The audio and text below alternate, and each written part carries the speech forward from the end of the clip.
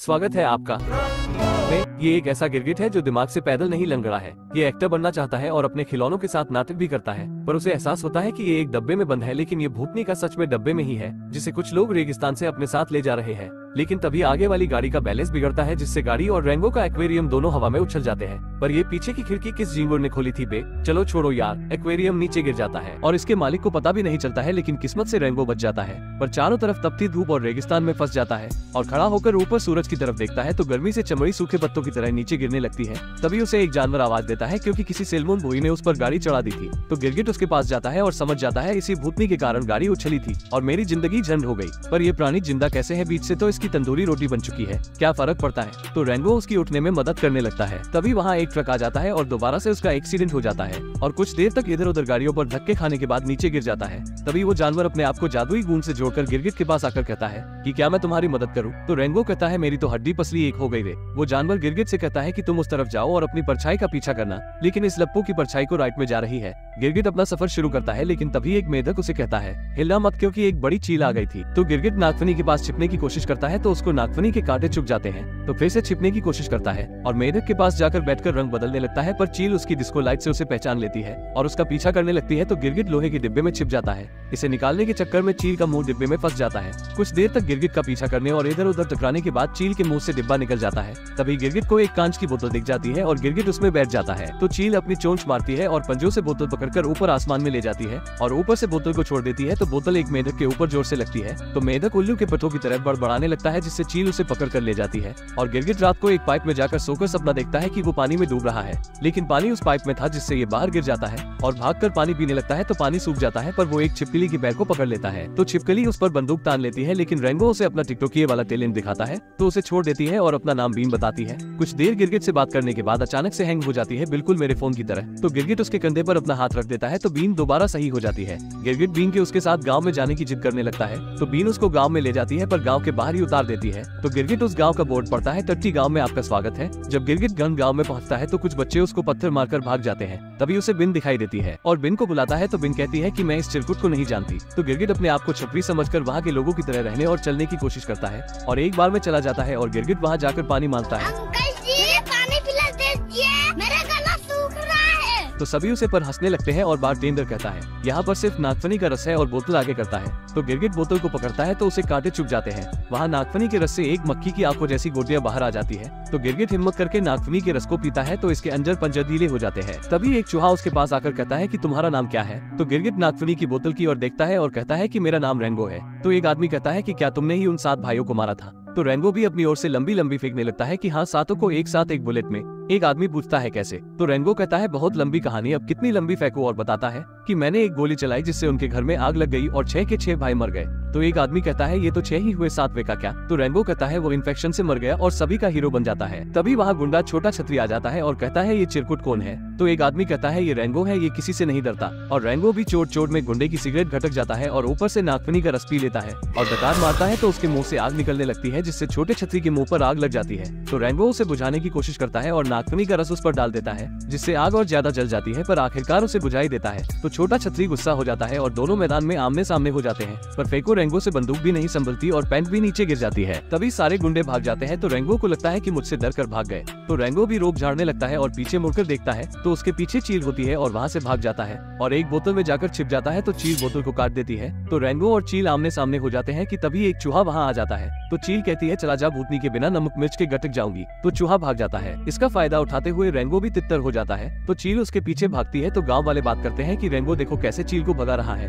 और दोनों के पकड़म पकड़ाई में एक घर गिर जाता है, पर रेंगो वेंडिंग मशीन में छुप जाता है। तो चील उसे देख लेती है और कॉइन डालकर निकालती है, पर रेंगो चेरी बांधकर भाग जाता है और चील रेंगो के पीछे पीछे भागती है और चेरी को पकड़कर खींचती है। तो रेंगो लकड़ी के खंबे को पकड़ लेता है और चेरी को काटने के लिए गोली चलाता है, पर इससे रस्सियां टूट जाती है, जिससे लोहे की टैंकी नीचे चील पर गिर जाती है और चील का काम तमाम हो जाता है, जिस पर रेंगो कहता है। तो गाँव वाले चील की नारी देखकर कहते हैं रेंगो ने चील को मार दिया, सिर्फ एक गोली में खलास, और रेंगो गाँव वालों का हीरो बन जाता है। तो मेयर रेंगो को अपने घर बुलाता है, जहाँ उसे बिन भी मिलती है, क्योंकि मेयर ने उसकी जमीन हड़प ली थी। बीन के जाते ही रेंगो मेयर के ऑफिस में जाता है, जहाँ वो रेंगो को पानी पिलाता है, पर ये लालची प्राणी पानी की बोतल को उठाने की कोशिश करता है तो बोतल नीचे गिरकर टूट जाती है और मेयर को पता भी नहीं चलता। मेयर रेंगो की बहादुरी के कारण गांव का नया थानेदार बना देता है, पर रेंगो के जाते ही मेयर अपना हरामी रूप दिखाता है और उस गुंडे छोटे छतरी से मिलता है। लेकिन इधर रेंगो थानेदार के कपड़े पहनकर तैयार हो जाता है तो बीन वहाँ आ जाती है और रेंगो को बताने लगती है कि मेयर पानी का लोचा कर रहा है, पर इससे पहले ही हैंग हो जाती है। तभी 1 घंटा बचता है तो सभी गाँव वाले बाहर आ जाते हैं और बोतलें उठाकर लाइन बना लेते हैं, पर रेंगो को कुछ समझ में नहीं आता और सभी गाँव के लोग डांस करने लग जाते हैं और एक दूसरे को थप्पड़ मारते हैं। तो रेंगो एक बुढ़िया को जोर से मुक्का मार देता है, जिससे बुढ़िया बेहोश हो जाती है। तो रेंगो उसकी बोतल उठाकर गाँव वालों की लाइन के बीच में घुस जाता है, बिल्कुल मेरी तरह। तो उसके पीछे खड़ा कौवा कहता है तुमने चील को तो मार दिया, पर अब सांप आएगा। तो रेंगो कहता है मैं किसी सांप वाम से नहीं डरता। तो एक छोटी चिड़िया कहती है आपसे पहले वाले थानेदार में भी यही कहा था। और सभी लोग पानी के नल के पास इकट्ठे हो जाते हैं और मेयर पानी के नल को खोलने का आदेश देता है। तभी वो औरत रेंगो से बोतल वापस लेती है तो ये दोनों लड़ने लग जाते हैं, पर रेंगो गाँव का हीरो होने के कारण पानी भरने के लिए सबसे पहले आगे जाता है। पर नल खुलने पर पानी तो नहीं, पर कीचड़ जरूर रेंगो के मुंह पर गिर जाता है। तो गाँव वाले जोर जोर से चिल्लाने लगते हैं, मनुष्यत की मूर्त। तभी बिन बक देती है पानी हमारे गांव में आ नहीं रहा और बैंक में है नहीं। तो सभी गांव वाले बैंक में भीड़ लगा देते हैं। तभी रेंगो वहां जाता है तो बैंक मैनेजर रेंगो का धन्यवाद करता है और रेंगो गांव वालों से कहता है तुम्हारी समस्या पानी है, और पानी को देखकर खुद की भी लार टपक जाती है और खुद 2-3 गिलास पानी पीकर भाषण देने लगता है कि अगर पानी नहीं होगा तो हम क्या करेंगे, हम मर जाएंगे, और सभी को शांत करके घर भेज देता है। और रात को रेंगो गश्त लगाने निकलता है तो 2 जानवर खुदाई करते हुए दिखते हैं। तो उनके पास जाकर कहता है कि हाथ ऊपर करो, तुम बिना लीगल हथियारों की खुदाई कर रहे हो और हिलना मत, और उनको खुदाई के हथियार देता है। तभी एक बड़ी नाक वाला आदमी आता है और कहता है कि मुझे अपनी पुश्तैनी चीज सुरक्षित रखती है, यहाँ कोई बैंक है। तो रेंगो कहता है ये गनगांव बैंक है, वहाँ आपकी सारी पुश्तैनी चीज सुरक्षित रहेंगी। और ये लोग खुदाई का लाइसेंस, और सुबह एक जानवर चिल्लाता है बैंक में चोरी हो गई। तो रेंगो की नींद खुल जाती है और जल्दी जल्दी में बैंक में पहुँचता है और कहता है हटिए हटिए, यहाँ क्राइम सीन हुआ है, मुझे क्राइम सीन से सबूत इकट्ठे करने हैं, डीएनए सैंपल, यूरिन सैंपल इत्यादि। पर चोरी करके कौन मुद्दता यार। तो एक आदमी कहता है ये तो खुदाई का लाइसेंस है। तो रेंगो उसे छीन लेता है क्योंकि कल रात उसने ही चोरों को दिया था। तो गांव वाले चिल्लाने लगते हैं पानी के बिना अब हमारा क्या होगा। तभी मेयर वहां आ जाता है तो रेंगो सबको कहता है मित्रों हमें पता है आगे क्या करना चाहिए, हमें मकड़ी बनानी होगी। तो मेयर कहता है मकड़ी नहीं भूतनी की टुकड़ी बनानी होगी। तो रेंगो सभी को कहता है मित्रों हमें चोर को पकड़ने जाना होगा। और ये सभी निकल जाते हैं, पर लप्पो को ये तो पता नहीं कि जाना कहाँ है। तो थोड़ी देर बाद अपना बैगन सा मुंह लटका कर वापस आ जाते हैं। तो रेंगो कोई से पूछता है कालू बता वो चोर कहाँ गए होंगे। तो कालू सुरंग की तरफ इशारा करता है। रेंगो काने और कुछ लोगों को लेकर सुरंग में जाता है और ऊपर से रोशनी दिखाई देती है। तो ये सभी ऊपर जाते हैं जहाँ इनको बैंक मैनेजर मरा हुआ मिलता है। तो एक चचा उसके पेट की गुट-गुट सुन के कहता है ये डूब के मर गया। तभी रेंगो उसके जूतों के निशान देखता है जो कि अभी गीले थे। फिर ये सभी मैनेजर का क्रियाकर्म करते हैं। तो कालू भी इसकी पूंछ से पूछकर बताता है कि वो सभी चोर इस दिशा में गए हैं। तो ये सभी निकल जाते हैं, पर अंधेरा होने पर रास्ते में रुक जाते हैं। तो सभी गांव वाले रेंगो से पूछते हैं कि तुम्हारा गन गांव में कैसे आना हुआ। तो रेंगो फेंकता है कि मुझे पश्चिमी दूत ने तुम्हारे दुख दूर करने के लिए भेजा है। तो ये सभी पश्चिमी दूत का धन्यवाद करते हैं। फिर सभी कहते हैं कि चील तो मर गया पर नागो आएगा। तो रेंगो कहता है वो अपना भीरू है रे छोटे। फिर रेंगो बीन से बात करने लगता है कि तभी बिन हैंग हो जाती है। तो रेंगो उसे चूम लेता है और वहाँ से चला जाता है, पर बीन नाटक कर रही थी। अगले दिन इनको चोर दिख जाते हैं जो पानी लेकर जा रहे थे। तो रेंगो प्लान बनाता है और ये सभी चोरों को नाटक दिखाने लगते हैं और अचानक से बंदूक निकाल कर घेर लेते हैं। तो रेंगो चोरों से कहता है तुम और तुम्हारी फैमिली सभी हाथ ऊपर करो। इतना सुनते ही जमीन से उसका परिवार निकलने लगता है और इन सभी को घेर लेता है। तो अपने साथियों को बचाने के लिए ऊपर बैठा चूहा गोली चला देता है, जिससे छोटा हाथी डर जाता है और वहाँ से भागने लगता है। इसका फायदा उठाते हुए रेंगो और उसकी टीम पानी लेकर भागने लगते हैं। चोर का परिवार अंडरग्राउंड हो जाता है और ऊपर से चमगादड़ सेना पर बैठकर हमला करने लगते हैं। तभी कुछ लोग इन पर गोली चलाने वाले थे, पर ये गाड़ी को रोक लेते हैं, जिससे वो दोनों एक दूसरे को गोली मार लेते हैं। पर उनका साथी रस्सी से रेंगो को उठाकर ले जाता है, लेकिन रेंगो जैसे तैसे बच जाता है और अपने साथी के पास गिर जाता है। थोड़ी देर बाद इनकी धन्नों का तांगा टेढ़ा हो जाता है और पानी की बोतल नीचे रुड़ जाती है, पर उसमें पानी नहीं था। तो एक छछूंदर बताता है कि हमें ये खाली बोतल रेगिस्तान में मिली थी। शुक्र है इस कलेश में किसी की जान नहीं गई, बस इस लप्पू को छोड़ गया।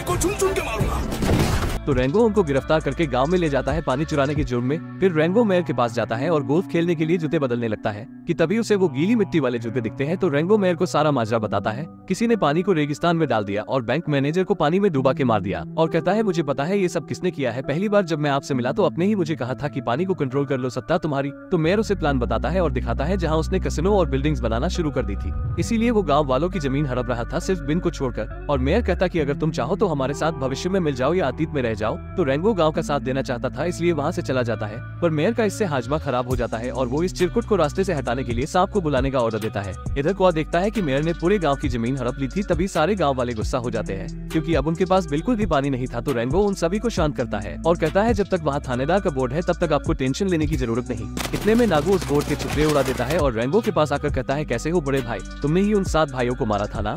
और उसकी बंदूक में एक गोली डालकर कहता है तुम तो एक से ही मेरा खेल खत्म कर सकते हो। फिर सभी को सच्चाई बताता है कि इसने आज तक गिन के 7 मक्खी ना मारी होगी, जिससे रेंगो दुखी हो जाता है और अपना मेडल गिराकर वहाँ से जाने लगता है। रेगिस्तान में चलते चलते रोड को क्रॉस कर लेता है, पर शुरुआत में ये भूतनी का गाड़ियों पर उड़ गया था, पर अब क्यों नहीं, चलो छोड़ो यार। तभी ये नीचे गिर जाता है और कुछ जानवर इसे ले जाने लगते हैं। जब इसकी नींद खुलती है तो देखता है कि इसके सामने पश्चिम के देवता का रथ खड़ा है वो रेनबो से दोबारा गांव में जाने का कहते हैं क्योंकि कहानी हीरो के बिना अधूरी होती है। फिर वो गाड़ी में बैठकर निकल जाते हैं। थोड़ा दूर जाते ही वो हवा में गायब हो जाते हैं। तभी इसके पास आर्मडिलो आता है। तभी वो देखते हैं कुछ पेड़ चल रहे हैं पानी की तलाश में। जब ये उनका पीछा करते हैं तो देखते हैं आगे इंसानों ने कब्जा कर रखा है। तभी रेनबो पाइप की ओर देखता है कि वहाँ बहुत सारे पेड़ों का झुंड था। तो रेनबो उनके पास जाता है तो उसे हरामी मेयर के जूतों के निशान दिखते हैं, जिससे ये समझ जाता है कि मेयर इंसानों से प्रेरित होकर अपना शहर बना रहा है और उसने ही पानी को बंद कर रखा है, जिससे लोग गाँव छोड़कर चले जाए और फिर जमीन उसकी। फिर ये दोबारा गाँव में जाने लगता है, लेकिन ये लप्पू तो सपना देख रहा था ना।